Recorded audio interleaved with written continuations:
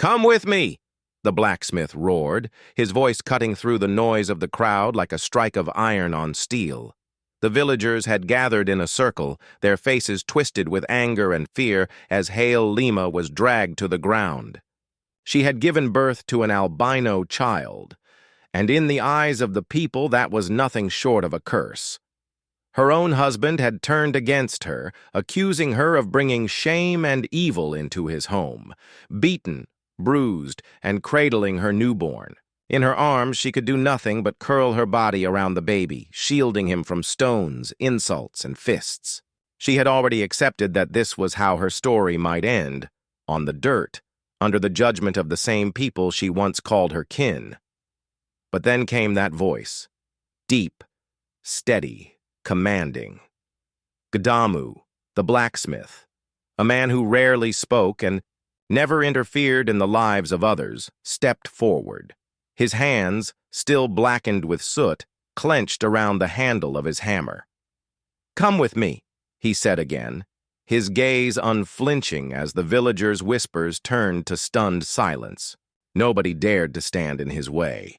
He bent down, lifted Hail Lima and the child with surprising gentleness, and walked them out of the circle. His tall figure moved through the crowd like a shadow of iron, unbreakable, unyielding. The people muttered, but no one stopped him. He carried her to his workshop, a place of smoke, fire, and endless clanging of metal. It wasn't much. Walls, stained black from years of forging, a dirt floor packed hard by heavy boots, the smell of ash and molten iron in the air. Yet against all odds, it became her first refuge.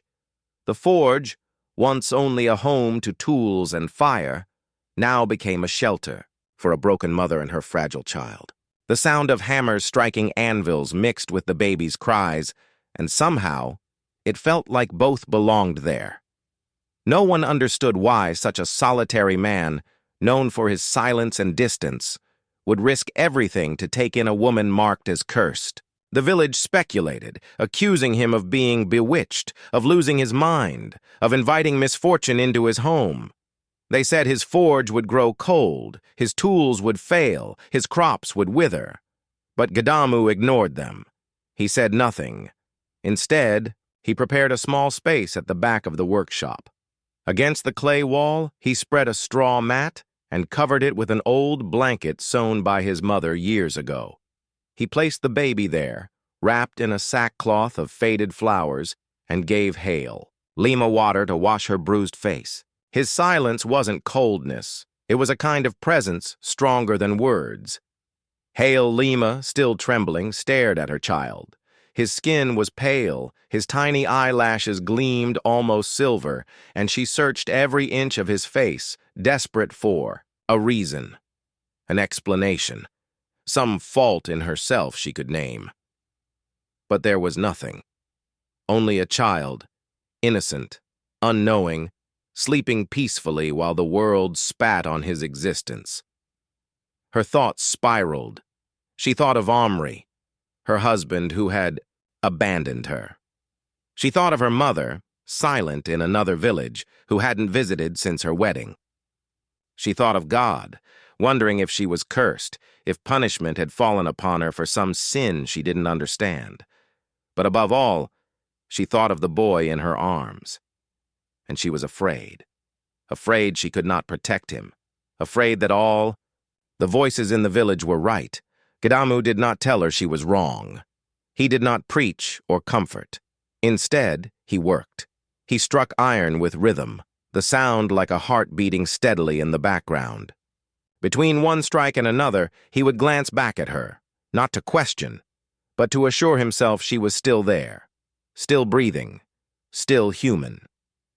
When she cried quietly in the corner at night, he didn't move toward her. But his silence carried the weight of someone who heard. Sometimes the deepest pain speaks louder than words, and sometimes silence is the only answer that doesn't wound. On the third night, when the baby cried of hunger, Hail Lima struggled, weak and trembling, to nurse him. She hadn't eaten properly in days. Seeing her falter, Damu lifted a pot of porridge he had left on the coals and set it beside her without a word. She looked at him, her eyes brimming with tears. She ate, she nursed, and for a fleeting moment she felt less like a burden and more like a mother again. In that moment, a bond was forged, not of blood, but of destiny. The next morning, she rose and took a broom to sweep the floor unasked. She needed to do something, anything, to remind herself she was not just a shadow in a corner. Gadamu watched from across the room. When she finished, he spoke softly. "Here. Everyone takes care of their space. This one's yours now, too." Those words were simple, but they held more weight than any sermon. For the first time since her child's birth, Hale Lima felt that maybe there was still a place in the world for her. But outside the forge, tongues wagged faster than the wind. Nula village was small, and nothing spread faster than rumors. Women at the well gossiped as they balanced water jugs on their heads. Men in the fields muttered between strokes of their hoes. Children repeated whispers they didn't understand. The albino child was called a curse, a ghost, a sign of death. Hale Lima became the subject of every cruel story, and the blacksmith, once respected, was now branded a fool, bewitched, unclean. "Did you see that child's eyes?" one woman spat. "It's like staring straight into the world of the dead." The words reached the forge like smoke slipping through cracks. Damu heard them all but never responded. He bent his head to his work, his hammer falling with the same steady rhythm, as if the iron itself demanded his silence. Hale Lima heard too, though she pretended not to. She washed clothes, scrubbed pots, swept the floor, and slipped to the stream at dawn to avoid crossing others. But even then, the women's eyes followed her, sharp and cruel, watching not to help, but to wound. Their judgment weighed heavy, not only for what she was, but because she dared to keep standing. Once, as she filled a gourd at the stream, she heard a woman say loudly, "A woman who bore a child like that in my day would never have left the hut alive." The words cut deeper than any whip. Hale Lima's hands trembled, but she kept filling the gourd, refusing to look back. That night, when the forge was quiet and the baby slept by the fire, she wept into the sackcloth, not for what they said, but because part of her feared they were right. That was when Gadamu finally broke his silence on the matter. His voice was low, steady, like the sound of iron cooling in water. "They speak," he said, "because it is easier to condemn than to care." Hale Lima didn't answer, but for the first time she felt seen, not as a mistake, not as a scandal, not as a burden, seen as a human being, a mother, a woman who only wanted to survive with dignity. That night, as the wind howled against the workshop roof and the firelight flickered across their tired faces, she lay down beside her son and closed her eyes, and in her silence there was a strength no one saw.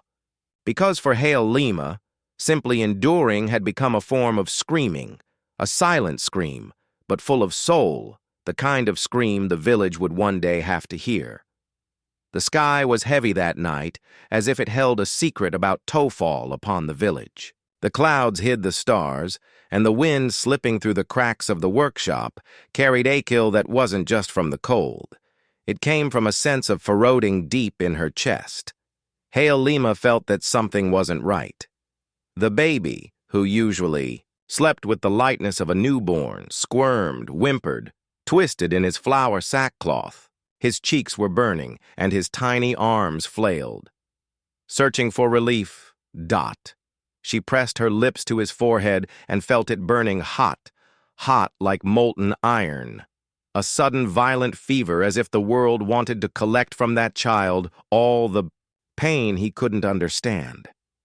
Al Lima tried to soothe him with soft words, whispers that mixed prayers with old lullabies, but the baby cried as if his body itself were at war. Panic came quickly. She grabbed a cloth, soaked it in cold water, laid it across his chest, tried to nurse him, but he turned his face away. The heat intensified. The crying turned to groans. And then, overcome by fear, Helma did what she swore she never would again. She ran into the night toward the house from which she'd been cast out. She arrived breathless, barefoot, the nearly lifeless child in her arms. She banged on a door with an open hand. Loud, desperate knocks, the kerosene lamp still burning inside. Showed someone was awake. She shouted, "Oh, the baby's sick. Open up, please." No answer. She shouted again. "He's your son, even if you deny it. He's your flesh and blood." Silence. No bolt turned, no window opened. Helma took 2 steps back, looked around. The village slept or pretended to. No one came. No one appeared. She stood there alone, the baby gasping in her, arms like a wounded bird, like a soul burning from within. Back at the workshop, staggering, she found Gideon rekindling the fire. He had sensed her absence, and when he saw her return with the baby, burning and pale, no words were needed. He immediately grabbed a basin, poured in cold water, soaked cloths, began cooling the child's body like a man trying to save a piece of himself. Hale Lima knelt beside him, voiceless, drained. That night dragged on endlessly. The blacksmith, used to dealing with embers and hammers, now battled the fever with trembling but resolute hands. He whispered prayers while changing the baby's clothes. Not the kind learned from books, but the ones his mother had taught him when he was still a child. Prayers mixed with earth and sweat. "Guy, our Father, spare this child." He asked for nothing. He was just born. He's not to blame for being what he is. The pain he carries is already enough. Give him relief. Give him time. Hours crawled by. The crying turned to whimpering. The whimpering turned to silence. And the silence became agony. Gideon touched the boy's forehead again and again, feeling the fever slowly pull away, as if something greater were listening to that silent plea. Hale Lima, exhausted, fell asleep sitting up, her head resting on the blacksmith's shoulder. A light sleep, the kind you fall into, not from peace, but from pure surrender. As daylight began to rise, a small sigh broke the weight of the night. The baby stirred calmer, opened his eyes for a moment, and latched onto his mother's breast. She woke, up with tears already rolling down her face. Before she even knew why, Gideon smiled faintly, a short, restrained smile, like someone giving thanks, but also knowing there was still much ahead. He walked to the back of the workshop, picked up a piece of iron, and struck it 3 times against the anvil. The sound echoed through the village like a signal, a warning. Life here had endured. Outside, some neighbors were waking up, lighting stoves, whispering about the strange noise, but no one knew of the silent war that had been fought and won that night. Inside the workshop, Hale Lima looked at her son with new eyes.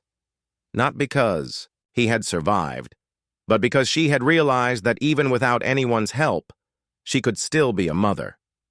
She could still fight. She could still love even when the world refused to love back. And the blacksmith, with hands calloused by labor and a soul of warm clay, simply returned to his work because he knew that sometimes saving a life doesn't come from grand gestures, but from staying when everyone else runs. It was still the early hours of the morning when Hale Lima rose barefoot and with a heart pounding like a ceremonial drum. The workshop was immersed in deep silence, broken only by the steady breathing of the boy finally at peace after the fever. The embers still cast a gentle glow in the corner of the clay stove, just enough for her to see what she needed: the path to the gate. She moved slowly, as if carrying a secret between her ribs. She wrapped the baby in 2 cloths, holding him tightly, to her chest, and cast one last glance at the corner where she had been sleeping. Gideon's tired body lay stretched out on a makeshift mat, arms crossed over his chest, as if guarding something precious, even in dreams. Hale Lima hesitated for A second, but then she lowered her gaze and moved on. The cold floor under her feet, the door creaking as if protesting the escape, and the wind hitting her face as she crossed the threshold of the forge. Outside, the world seemed quiet, but she felt the village's invisible eyes, felt the fingers of judgment clutching the hem of her dress, felt that this place would never let her forget the name it had given her. Kurz. She followed the dirt path with the boy pressed against her chest, her face wet with silent tears that had been flowing since the night she was cast out. She didn't know where she was going. She just knew she couldn't stay. Gamu's workshop was a shelter. Yes, but she didn't want to be anyone's shelter. She didn't want to bathe a wound bleeding in someone else's home. She didn't want him to lose the respect he had earned through years of labor and silence just for protecting her. Maybe she thought the child was suffering because of her. Maybe her presence was too heavy. Maybe the boy would have a better chance without her. That thought, like a dull old knife, had been cutting at her for days.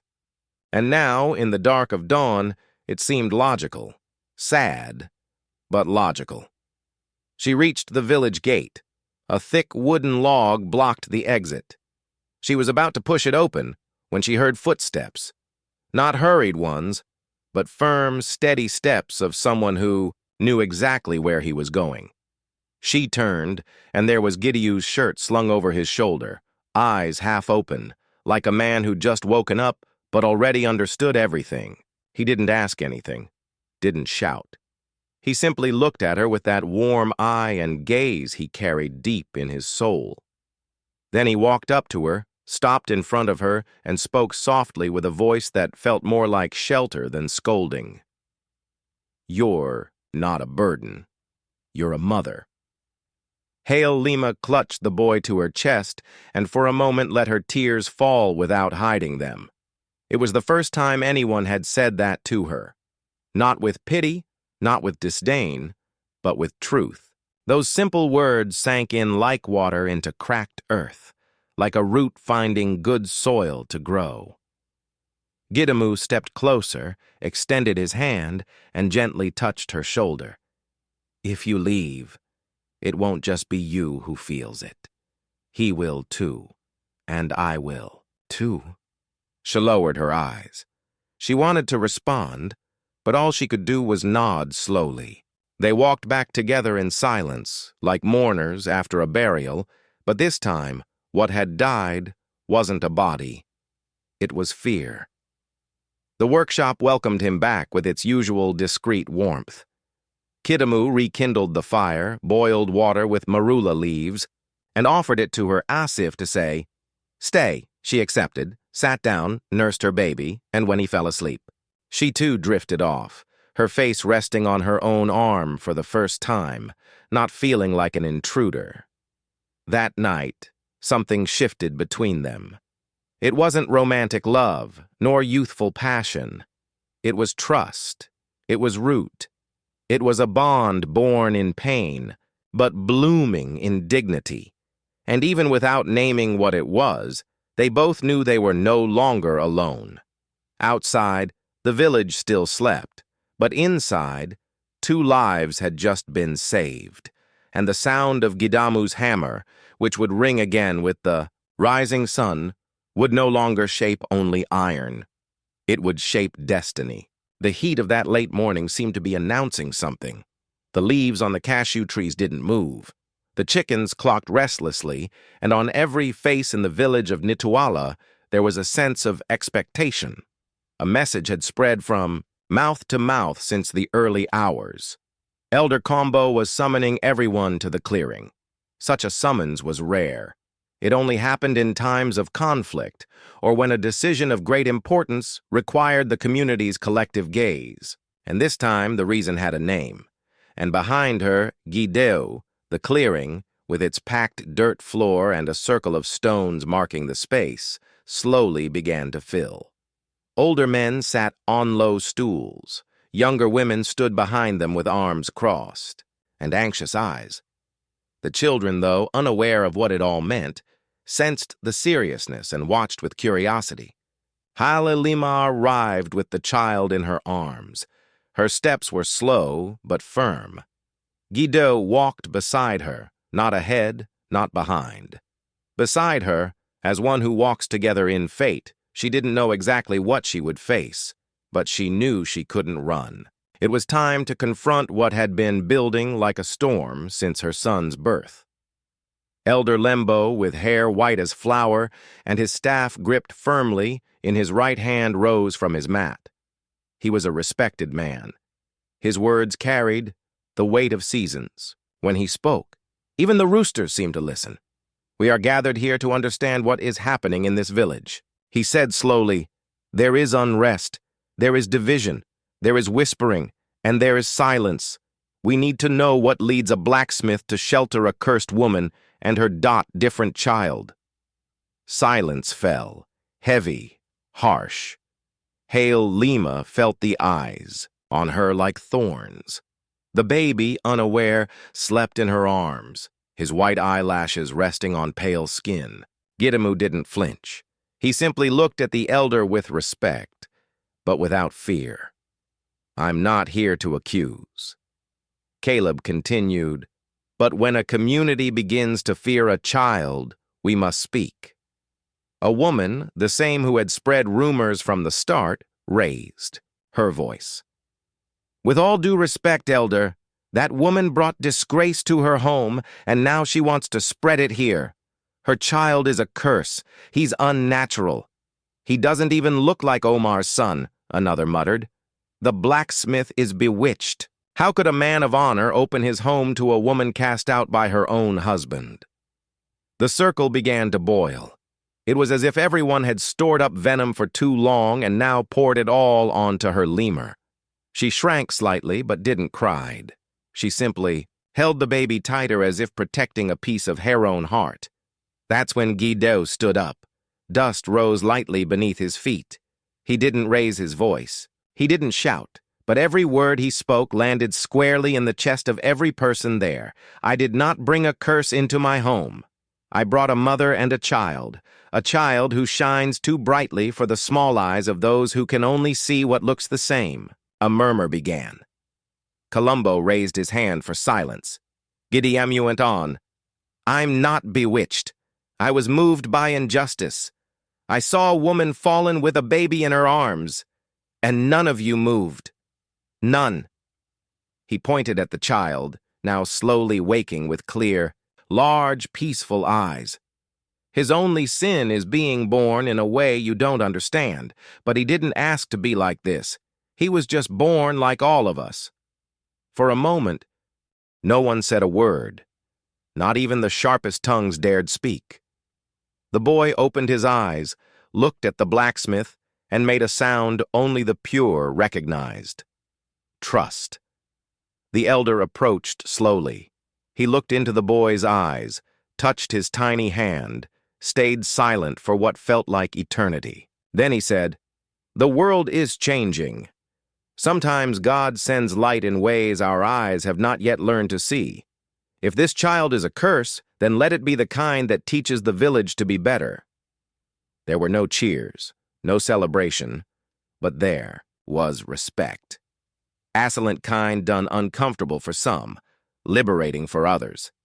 Halilima didn't smile, but something inside her rose, no longer as a woman in hiding, but as a mother, as a root, as a story no one could erase. And Guido sat back down beside her, as always steady, present, needing no further words.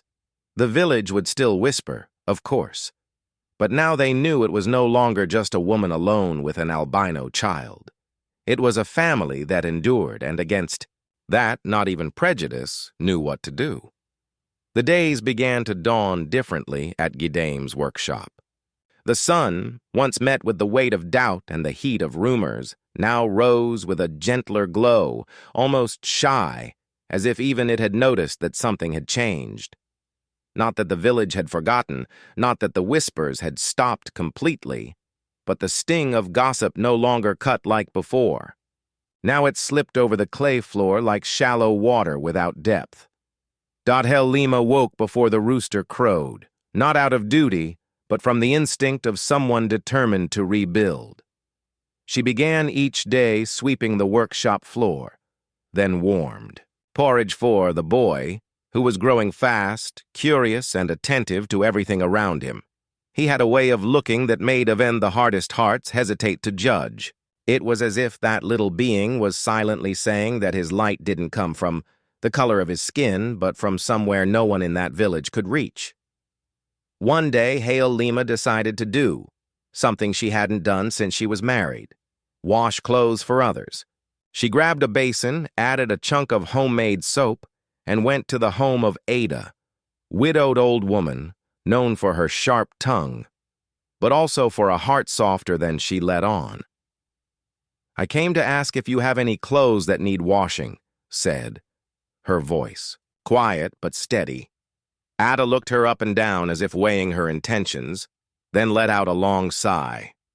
"I do, but I pay little, and I want them well washed." "That's fine." That day, Lima spent hours kneeling in Ada's yard, scrubbing, wringing, rinsing.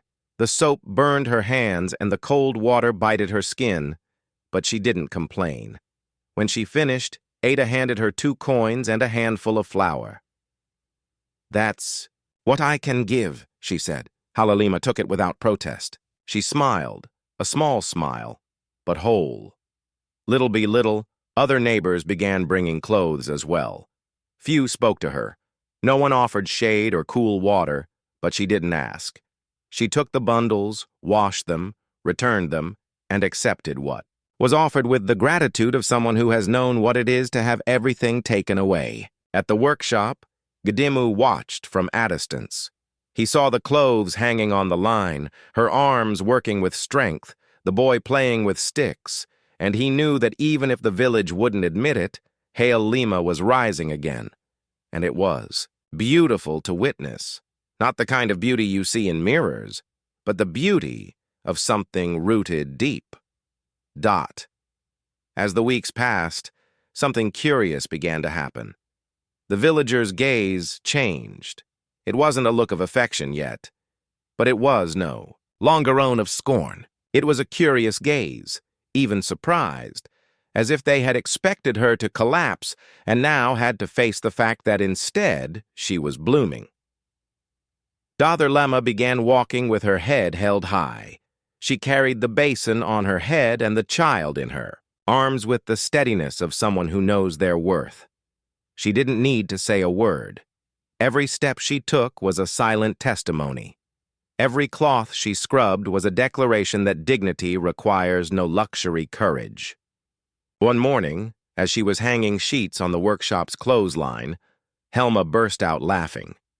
The boy had knocked over the bucket of water and was soaked, smiling as if he'd just discovered the world's greatest secret. She laughed deeply, with soul, with lightness, and that laughter echoed through the village like a new kind of song. Even Guido paused his hammering for a second and let the sound fill the air.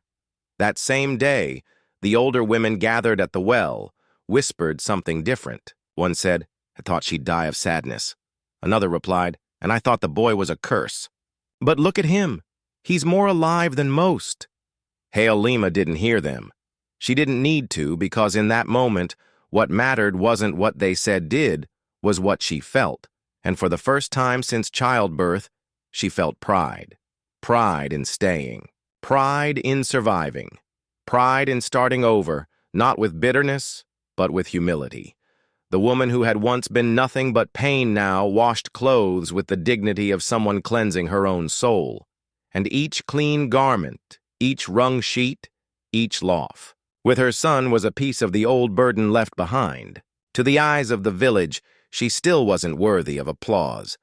But to the eyes of life, she was already a victory. It was a golden late afternoon, the kind where the sun seems to say goodbye more slowly, caressing every leaf, every rooftop, every face with a warm and lazy light. The scent of burning wood mixed with the sounds of roosters returning to their roosts and the village, little by little, fell silent as if the whole world were preparing to rest. But in Guido's workshop, The sound still echoed the snap of hot iron, the groan of the anvil, and in the midst of it all, the light laughter of a child. That laugh was new. For months, the albino boy, now with fuller hair and curious eyes, had been discovering the world in his own way. He touched the blacksmith's tools as if they were enchanted toys. He ran between the cooled embers with short but steady steps. He mimicked the gestures of the man who had taken him in. As if every move Guido made were part of a sacred dance, he was learning by heart. Hale Lima watched from a distance, washing clothes, mending garments, heating water for the bath. Sometimes she smiled. Other times she simply observed, her heart quiet but full. Sheik knew that the silent, steady man had done more than open the doors of his workshop. He had carved out space in Herson's future. One day, as Guido hammered a curved piece of iron, the boy stood near the anvil, watching closely. Suddenly, he made a sound at first, unclear, then more defined, a word soft, simple, but heavier than the world. Dadi Gidamu froze mid-swing. Time seemed to pause for a second. The echo of that word filled the walls of the workshop like a restrained thunderclap. Hale Lima folding sheets in the corner dropped them to the floor. The boy repeated it, this time with more certainty, pointing with his small, steady finger. Daddy Gidamu didn't respond right away. He simply lowered his eyes, felt a tightness in his chest that didn't come from the heat of the fire, but from something deeper, something no iron had ever shaped before. He was not a father by blood, never had been. But in that moment, he understood. Love doesn't ask where you come from. It simply settles in quiet, steady like the roots of an old tree. Hale Lima, eyes brimming, didn't have the strength to approach. She stayed where she was, witnessing the moment like someone watching a promise being fulfilled without fanfare. She didn't need to say anything, didn't need to thank him because, in that word spoken by a boy who had been rejected at birth, there was all the gratitude in the world. Gidamu returned to his work, wiped his hands on his apron with the calm of someone who understood the weight of a new title. He didn't say yes. He didn't say no. But when he finished shaping the piece of iron, he bent down, picked up the boy, and lifted him into the air as if showing him to the sky itself. The boy laughed loudly, and the village heard. Some stepped outside, curious about the noise. All they saw was the blacksmith playing with the child everyone called different. But in that gesture, there was something beyond what common eyes could see. There was acceptance. There was love. There was family. That night, Guido roasted corn over the embers and shared it with Hale Lima and the boy. They sat together as they sometimes did, but the silence felt lighter. The boy played with the corn, dropping it on the floor and laughing. Hale Lima watched him with tenderness, and Gidamu, between sips of water, looked at the two of them like someone who had, without realizing it, been given a home, because there are words that change the course of a life. And when a child, though not of your blood, chooses to call you father, he isn't just naming you, he's trusting you. He's saying, I feel safe with you. And on that day, in the warmth of the forge and the glow of the setting sun, the blacksmith became more than a protector. He became a father, not out of duty, but because he had earned it. It was the time of seasonal change, when the air shifted its scent and the winds blew sharper, as if something invisible moved between the houses and the animal pens.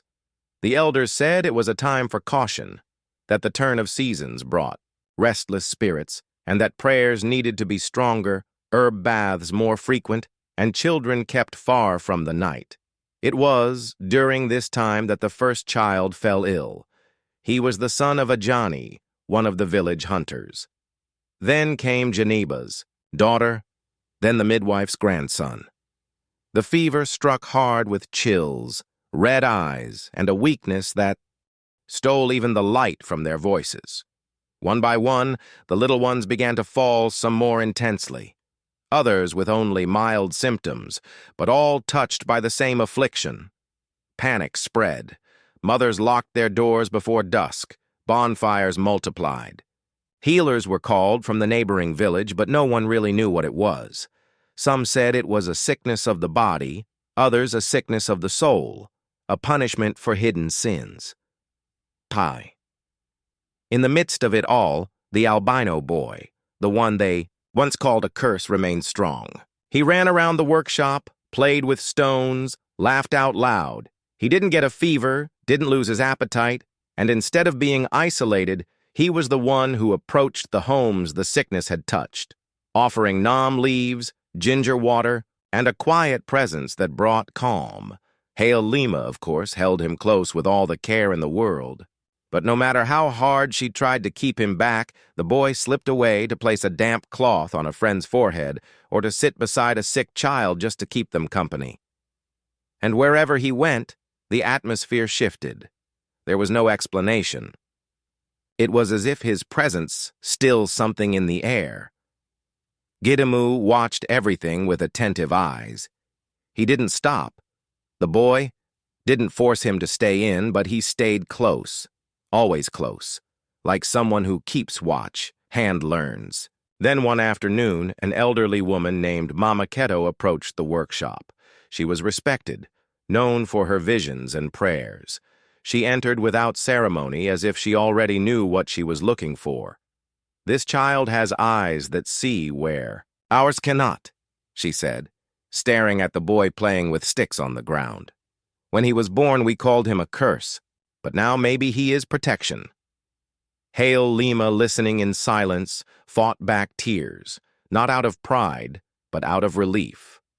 After years of rejection, fear, and shame, someone was finally recognizing her son's worth, not as an anomaly, but as a blessing. Mama Keto's words began to spread, and as with every story that passes through the mouths of many, they gained strength. The albino boy once watched with suspicion was now called blessed, not officially, not with celebration, but in tone, in gaze. The children who once avoided him now waited at their gates. The mothers, still hesitant, began to ask for his visits, his leaves, his calm eyes. The village, so quick to judge, was now slow to acknowledge. But truth has a way of standing on its own. Because while many fell, he remained. While others hid, he cared, and his whiteness, once seen as a mark of doom, now seemed to reflect a light no one else possessed. One night, as Hail Lima tucked him into bed, the boy cupped her face with his small hands and asked, "Mama, why don't I get sick?" She stayed quiet, had no answer. She just held him tight and whispered, "Maybe because God put you here to help others heal." And she believed it, because even without understanding, she felt in her soul that the boy hadn't come into the world by accident. It was as if his very existence was a reminder that sometimes what the village calls a curse is just light that arrived before the eyes were ready to see it. The next morning, the boy walked through the village once again with a healing leaf in his hand and a light heart. And Gidu, as always, hammered iron on the anvil, knowing that in that simple workshop, they weren't just forging tools. They were forging miracles. It was a heavy afternoon, one of those when time feels suspended in the air, as thick as the memory of something that still hurts. The village had calmed. The fever that had ravaged households was finally easing, and the children, though weak, had begun to return to their yards, playing little by little. But that afternoon, the silence of Gede's workshop was broken by more than the sound of hammer and anvil. It was broken by footsteps. Footsteps Hail Lima would recognize even after 1,000 years. She was sitting in the shade weaving straw, the boy asleep against her lap. Gidamu at the back of the workshop was adjusting a piece of curved iron. The gate creaked, and as she looked up, Hail Lima saw the one face her heart had never wished to see again. Donorai, the man who had cast her out, who had humiliated her, who had accused her. He stood there, eyes lowered, face edged by pride, left too, long to rot. In his arms, Another boy, smaller, pale, burning with fever. Omari didn't say her name, didn't ask for forgiveness. He just stood for a moment, caught between pride and urgency. Then with a hoarse voice, he spoke. They said, "Your son, he knows how to heal. I don't know what else to do." Time stopped. Hale Lima didn't respond, didn't rise. She just looked at the man who years ago had watched her bleed on the ground and hadn't moved. The same man who denied his son, turned his face, locked his door when she had begged him for help. Omari knelt. Dust rose around his knees. He placed the child on the ground beside the albino boy who now stirred eyes serene. "Please," he said. "He's my son. He's in pain." Gdamu approached slowly. He didn't intervene, didn't judge. He knew this moment belonged to Hale Lima, to the past, to fate. The albino boy, not fully understanding, moved closer to the sick child. He touched his forehead gently, took a bowl, filled it with warm water and baldo leaves, and handed it to his mother. Hale Lima, hand steady, received the bowl.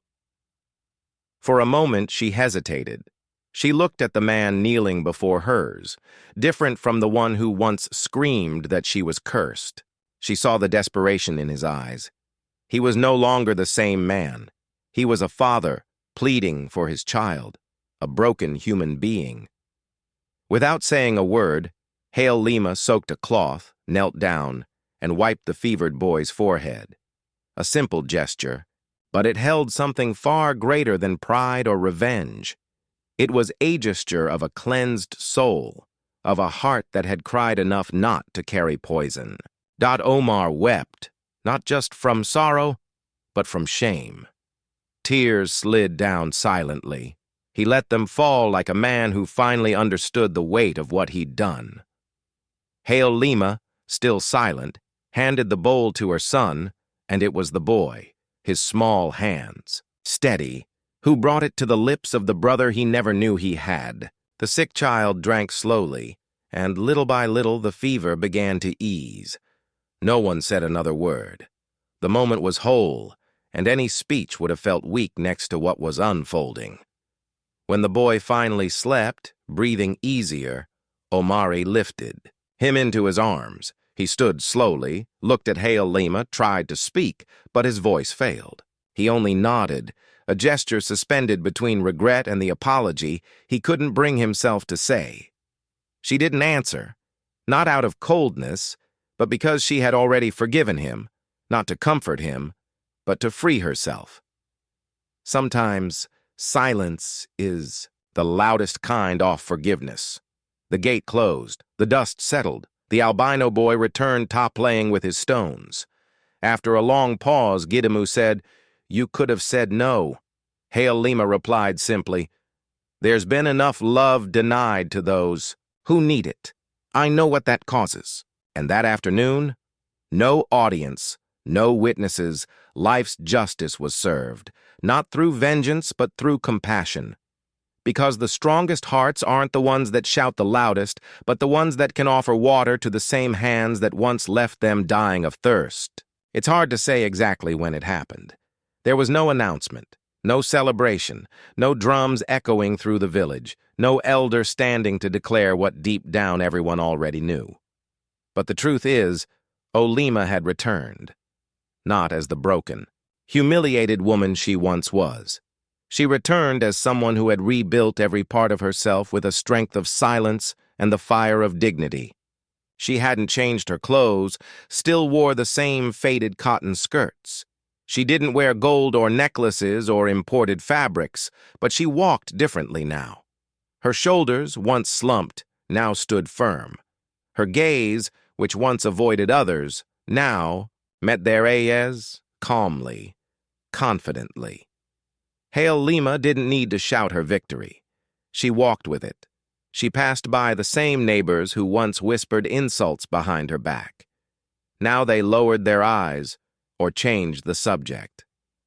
Those same women, who once swore she was impure, now left laundry at the workshop door with little notes. "If you can, please wash these for me."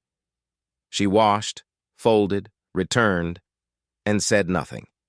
Because the pride she now carried was quiet, solid, built on endurance, not revenge. Herson, the albino boy, was now known by all. There wasn't a house he passed without being noticed. Some called him the little healer. Others said he had blessed hands. But no one called him a curse anymore. The boy, with his bright eyes and pale skin, had become a symbol of healing, of hope, of something the village didn't yet know how to name, but had learned to respect. And Guideu, he remained just as he always had. At the back of the workshop, among hammers, embers, and silence, but now something around him had shifted. The village men who once looked at him with suspicion now sought him out more often. They asked for advice, brought tools to repair, asked how he managed to endure so much, and he as always said little, but his presence spoke for him. One day, as Hale Lima returned from the well, balancing a basin on her head, she passed a group of men seated under a mango tree. One of them, new to the village, asked who she was. An older man replied, "That's Hale Lima, the one everyone tried to bring down, but who stayed standing." She heard it, didn't stop, didn't smile, but inside something settled. It wasn't applause.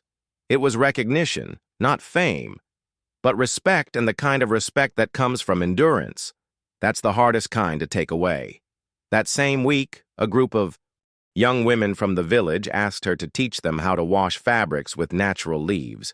They wanted to learn what she knew, not out of duty, but admiration. Hale Lima taught patiently, and for the first time she saw other hands mimicking. Hers, not to judge, but to learn. At night, while the boys slept and Gidamu warmed water for porridge, she sat at the workshop's threshold, watching the sky. The silence of the village was now a silence of acceptance, no longer of exclusion. And in that moment, no music, no dancing, no special witness. She understood. She had risen. But the most beautiful part, she didn't want applause. She didn't expect the village to clap. She didn't need their apologies. She just wanted to keep living with clean hands, her son in her arms, and her head held high. Hale Lima's comeback wasn't told in stories, nor celebrated in the village square, but it was etched in the memory of everyone who had once called her less. Because dignity, when it returns, doesn't make a sound. It walks barefoot, but its presence shakes the ground. And so, between embers, cloth, and silence, she rem a woman, as a mother, as a symbol of a strength no one dared ignore again. Time passed unhurriedly, the way all true things need to. Leaves fell, Andri turned to the cashew trees. The winds changed direction, and Gittimer's workshop stood firm, a still point in the middle of a noisy world. The village, with its routines, its celebrations, and its tragedies, no longer spoke much of Hale Lima, but that wasn't a sign of forgetting. It was a sign of acceptance. The woman who was once cast out, judged, abandoned in blood and dust, was now a living part of the landscape. She walked peacefully, washed clothes, taught young girls, cared for her son. She no longer needed to prove anything. Her story had already proven everything. And the boy born white as flour, once called a curse by his own blood, was now known as a healer. A young man with calm steps, gentle hands, and a deep gaze, as if he had seen the worst and chosen to answer it with kindness. When someone fell ill, they called for him. When sorrow visited, he would sit beside the grieving in silence because he knew that sometimes silence is what heals. He never fully knew the weight of what he faced in his earliest days. He didn't know rejection as a direct wound, but felt deep in his bones the power of the love that protected him. He called Hala Lima mother with pride. He called Gidemu father with reverence. and he treated the village, the same one that once turned its back on him, with a lightness known only to the enlightened. Gadamu never married. He never needed to explain. He was a blacksmith, a father, a guardian. He kept forging tools, fixing hoes, and shaping iron like one who shapes futures. He wasn't a man of parties nor of speeches, but everyone remembered him as the one who, in the darkest moment, lit the first ember of compassion. Hale Lima, now with graying hair and softer eyes, remained steady, not out of stubbornness, but because she had learned in body and soul that anyone who walks with dignity can turn any ground into sacred ground. She didn't shout her victories, didn't demand reverence. But when she passed, people fell quiet, not out of fear, but respect.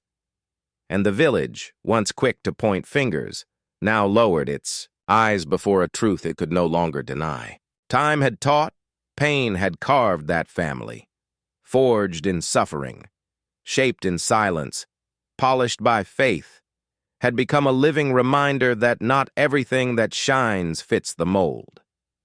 Because sometimes what the village calls a curse is simply light that arrived before their eyes were ready. And that light, once born, rejected now guided paths, not by needing to shine on everything, but simply by staying. Like Hale Lima, like Guido, like the boy who healed with touch and with a gaze. The end. If this story touched your heart, let us know where you're watching from. Leave a comment below. We'd love to hear from you. Don't forget to like the video, share it with your friends and family, and subscribe to the channel. That really helps us keep bringing you real and emotional stories like this one.